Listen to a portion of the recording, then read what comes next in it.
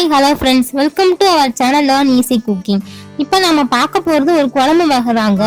இது ரொம்ப யூனிக்கான டேஸ்டாகவும் இருக்கும்.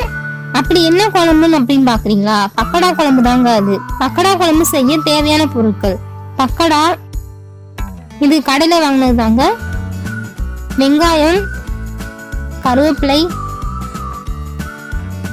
தக்காளி, உப்பு, மஞ்சத்தூள்.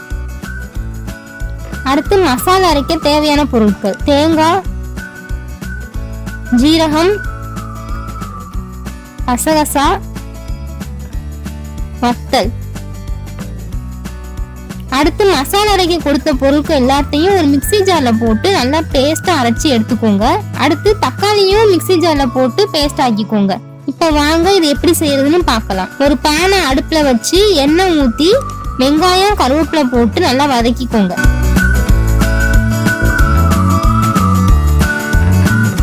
இப்ப வெங்காயம் வதங்கின உடனே தக்காளி விழுது சேர்த்து மிக்ஸ் பண்ணுங்க.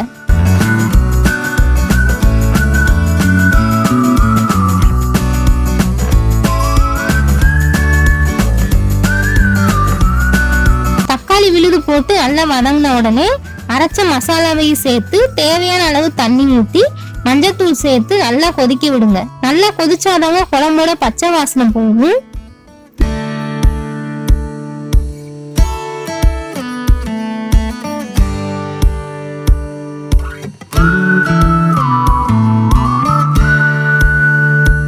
இப்ப நாம ரெடியா வச்சிருக்கிற பக்கோடாவையும் சேர்த்துக்கோங்க. பக்கோடா சேர்த்துட்டு ரொம்ப கிண்டாதீங்க, அப்புறம் பக்கோடா எல்லாம் உடைஞ்சிரும்.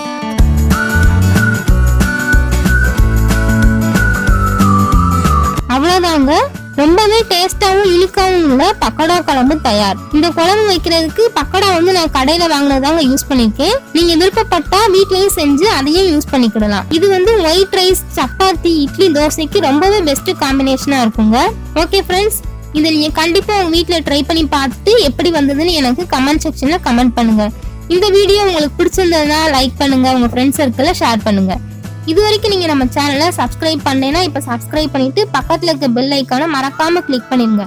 அப்பதான் நான் போடுற வீடியோஸ் எல்லாம் உடனுக்குடனே உங்களுக்கு நோட்டிபிகேஷனா வரும். Take care friends, thank you.